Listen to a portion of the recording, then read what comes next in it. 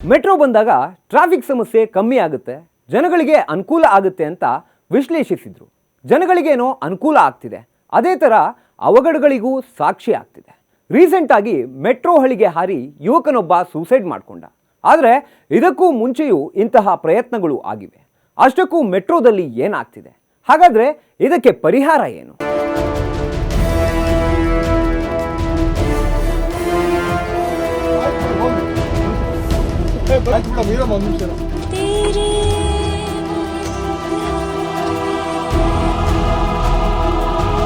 ನಗರ ಪ್ರದೇಶಗಳಲ್ಲಿ ಸದ್ಯ ಮೆಟ್ರೋ ತುಂಬಾ ಪರಿಣಾಮಕಾರಿ ಸಾರಿಗೆ ವ್ಯವಸ್ಥೆಯಾಗಿದೆ.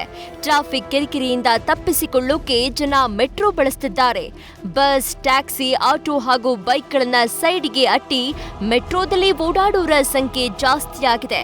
ದಿನೇ ದಿನೇ ಮೆಟ್ರೋ ಮಾರ್ಗ ವಿಸ್ತಾರವಾಗ್ತಾ ಇದೆ. ಮೆಟ್ರೋ ಬಂದು ಜನ ಹೆಚ್ಚು ಓಡಾಡ್ತಿದ್ದಾರೆ. ಜನಗಳಿಗೆ ಹೆಚ್ಚು ಅನುಕೂಲ ಆಗ್ತಾ ಇದೆ ಅನ್ನೋದು ಖುಷಿ ಸಮಾಚಾರನೇ. ಆದ್ರೆ ಈ ಖುಷಿಯ ನಡುವೆಯೂ ಮೆಟ್ರೋ ಕೆಲವು ದುರ್ಘಟನೆಗಳಿಗೆ ಸಾಕ್ಷಿಯಾಗ್ತಾ ಇದೆ. ಸಾರ್ವಜನಿಕರ ಸೂಸೈಡ್ ಹಾಟ್ಸ್ಪಾಟ್ ಆಗ್ತಾ ಇದೆ ಅನ್ನೋದು ಬೇಸರಕ್ಕೆ ಕಾರಣವಾಗ್ತಾ ಇದೆ.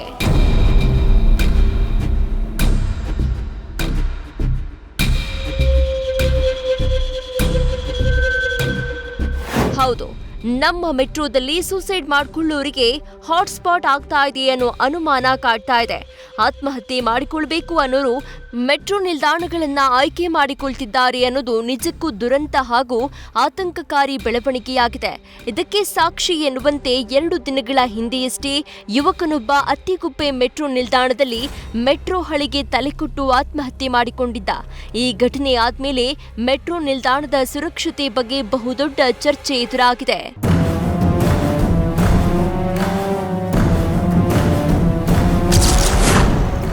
ಏನಾಗ್ತಾ ಇದೆ ಮೆಟ್ರೋದಲ್ಲಿ? ಪದೇ ಪದೇ ಅವಘಡ ಆಗ್ತಾ ಇರೋದೇಕೆ?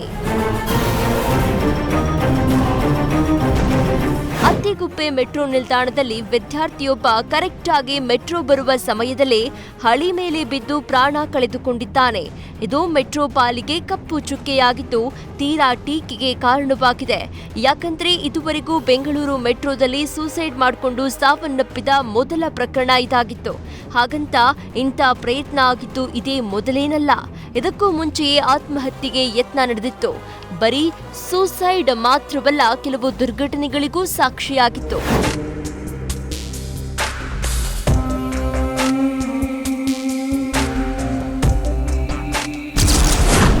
ಅವಘಡ 1 ದಿನಾಂಕ 1 ಜನವರಿ 2024.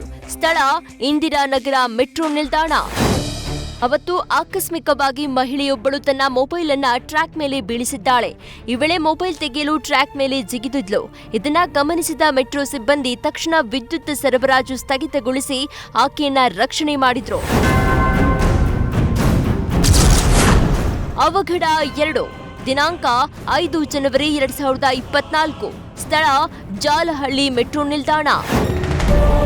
ಇನ್ನು ಜಾಲಹಳ್ಳಿ ಮೆಟ್ರೋ ನಿಲ್ದಾಣದಲ್ಲಿ 23 ವರ್ಷದ ವ್ಯಕ್ತಿಯೋರ್ವ ಹಳಿಗೆ ಹಾರಿ ಆತ್ಮಹತ್ಯೆಗೆ ಯತ್ನಿಸಿದ್ದ.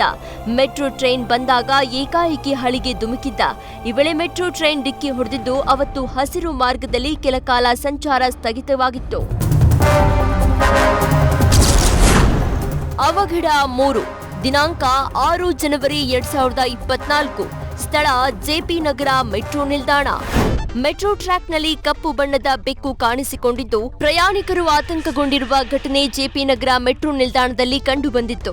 ಕೂಡಲೇ ಸಿಬ್ಬಂದಿ ವಿದ್ಯುತ್ ಸಂಪರ್ಕ ಕಡಿತಗೊಳಿಸಿ ಟ್ರ್ಯಾಕ್ನಲ್ಲಿದ್ದ ಬೆಕ್ಕನ್ನ ಓಡಿಸಿದ್ರು.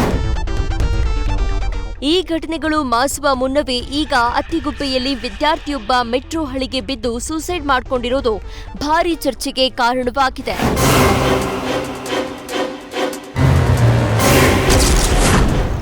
ಮೆಟ್ರೋ ಸ್ಟೇಷನ್ನಲ್ಲಿ ಏನಾಗ್ತಾ ಇದೆ? ಪಿಎಸ್ಟಿ ಅಳವಡಿಕೆ ಯಾವಾಗ? ಕೇವಲ 3 ತಿಂಗಳ ಅಂತರದಲ್ಲಿ 4 ಅವಘಡಗಳು ಮೆಟ್ರೋ ನಿಲ್ದಾಣದಲ್ಲಿ ಸಂಭವಿಸಿದೆ. ಹೀಗಾಗಿ ಮೆಟ್ರೋ ನಿಲ್ದಾಣದಲ್ಲಿ ಪಿಎಸ್ಡಿ ಅಳವಡಿಕೆಗೆ ತೀವ್ರ ಒತ್ತಾಯ ಎದುರಾಗಿದೆ. ಅಷ್ಟಕ್ಕೂ ಏನಿದು ಪಿಎಸ್ಡಿ ಅಳವಡಿಕೆಯಿಂದ ಇಂತಹ ಅವಘಡಗಳನ್ನ ತಡೆಯಬಹುದಾ ಅಂತ ಕೇಳಿದ್ರೆ ಸಾಧ್ಯತೆ ಇದೆ ಎನ್ನಲಾಗ್ತಾ ಇದೆ. ಪಿಎಸ್ಡಿ ಅಂದ್ರೆ ಪ್ಲಾಟ್ಫಾರ್ಮ್ ಸ್ಕ್ರೀನ್ ಡೋರ್. ಈ ವ್ಯವಸ್ಥೆ ಪ್ಲಾಟ್ಫಾರ್ಮ್ಗಳ ಸುರಕ್ಷತೆಯನ್ನ ಹೆಚ್ಚಿಸುವುದು ಅಲ್ಲದೆ ಪ್ರಯಾಣಿಕರು ಹಳಿಗೆ ಹಾರಿ ಆತ್ಮಹತ್ಯೆಗೆ ಯತ್ನಿಸುವುದನ್ನು ತಪ್ಪಿಸಲಿದೆ. ಈಗಾಗಲೇ ದೆಹಲಿ, ಚೆನ್ನೈ ಮೆಟ್ರೋದಲ್ಲಿ ಈ ಪ್ಲಾಟ್ಫಾರ್ಮ್ ಸ್ಕ್ರೀನ್ ಡೋರ್ ಅಳವಡಿಸಲಾಗಿದೆ. ಜನರ ಸುರಕ್ಷತೆಗೆ ಸಹಕಾರಿಯಾಗಿದೆಯಂತೆ. ಹಾಗಾಗಿ ಬೆಂಗಳೂರು ಮೆಟ್ರೋದಲ್ಲೂ ಈಗ ಪಿಎಸ್ಟಿ ಅಳವಡಿಸಲು ಒತ್ತಾಯ ಹೆಚ್ಚಾಗಿದೆ. ಈ ಹಿಂದಿನಿಂದಲೂ ಪಿಎಸ್ಟಿ ಅಳವಡಿಕೆಯ ಕೂಗು ಕೇಳಿ ಬರ್ತಾ ಇದ್ರೂ ಮೆಟ್ರೋ ಅಧಿಕಾರಿಗಳು ತಲೆಗೆ ಹಾಕಿಕೊಂಡಿರಲಿಲ್ಲ. ಆದ್ರೀಗ ಮೆಟ್ರೋದಲ್ಲಿ ಸಾವು ಸಂಭವಿಸಿದೆ. ಹಾಗಾಗಿ ಬೆಂಗಳೂರು ಮೆಟ್ರೋದಲ್ಲಿ ಪ್ಲಾಟ್ಫಾರ್ಮ್ ಸ್ಕ್ರೀನ್ ಡೋರ್ಗೆ ಬೇಡಿಕೆ ಹೆಚ್ಚಾಗಿದೆ. ಈ ಥರದ್ದು ನಾವು ಒಂದು ತಡೆಗೋಡೆ ಏನಾಗ್ತೀವಿ ಅದನ್ನು ಹಾಕಿದ್ದೀವಿ. ಸೊ ಅದು ಪ್ರಿಲಿಮಿನರಿ ಆಗಿ ಮೆಜೆಸ್ಟಿಕ್ ಅಲ್ಲಿ ನಾವು ಸ್ಕ್ರೀನ್ ಡೋರ್ ಕೂಡ ಹಾಕ್ತೀವಿ. ಅಲ್ಲಲ್ಲ, ಸ್ಕ್ರೀನ್ ಡೋರು ಹೊಸದಾಗಿ ಬರುವಂಥ ಸ್ಟೇಷನ್ಸ್ ಅಲ್ಲಿ ಆಗ್ತಾ ಇದ್ದಾರೆ. ಇವಾಗ ಇದೆಲ್ಲ ಯಾಕೆ ಡಿಲೇ ಆಗ್ತಿದೆ? ಮತ್ತೆ ಈಗಾಗಲೇ ಒಂದು ಇವಾಗ ನಾವು ಎಲ್ಲದಕ್ಕೂ ಒಂದೇ ಉತ್ತರ ಅಂತ ನಾವು ಹೇಳೋಕ್ಕಾಗೋದಿಲ್ಲ, ಆಯ್ತಲ್ಲ. ಸೊ ಅದಕ್ಕೆ ನಾವು ಇವಾಗ ಈ ಥರ ಘಟನೆಗಳು ಮುಂದೆ ಮರಕಲಾಗಿ. ನಗರದಲ್ಲಿ 63 ಸ್ಟೇಷನ್ಗಳಿದ್ದು ಯಾವುದರಲ್ಲಿಯೂ ಈ ವ್ಯವಸ್ಥೆ ಅಳವಡಿಸಿಕೊಂಡಿಲ್ಲ. ಆದರೆ ಎಲೆಕ್ಟ್ರಾನಿಕ್ ಸಿಟಿ ಬಳಿಯ ಕೋನಪ್ಪನ ಅಗ್ರಹಾರ ಬಳಿ ನಿರ್ಮಿಸ್ತಾ ಇರುವ ಮೆಟ್ರೋ ನಿಲ್ದಾಣಕ್ಕೆ ಇನ್ಫೋಸಿಸ್ ಫೌಂಡೇಶನ್ ದೇಣಿಗೆಯಿಂದ ಪ್ಲಾಟ್ಫಾರ್ಮ್ ಸ್ಕ್ರೀನ್ ಡೋರ್ ಅಳವಡಿಸಲಾಗ್ತಾ ಇದೆ. ಹಾಗಾಗಿ ಎಲ್ಲಾ ಮೆಟ್ರೋ ಸ್ಟೇಷನ್ಗೂ ಇದು ಅಗತ್ಯ ಎನ್ನುವ ಅಭಿಪ್ರಾಯ ಕೇಳಿ ಬರ್ತಾ ಇದೆ. ಹಾಗಾದ್ರೆ ಈ ಸಲ ಆದ್ರೂ ಮೆಟ್ರೋ ಅಧಿಕಾರಿಗಳು ಎಚ್ಚೆತ್ತುಕೊಳ್ತಾರಾ? ಈ ರೀತಿಯ ದುರ್ಘಟನೆಗಳಿಗೆ ಕಡಿವಾಣ ಬೀಳುತ್ತಾ? ಕಾದು ನೋಡಬೇಕಿದೆ.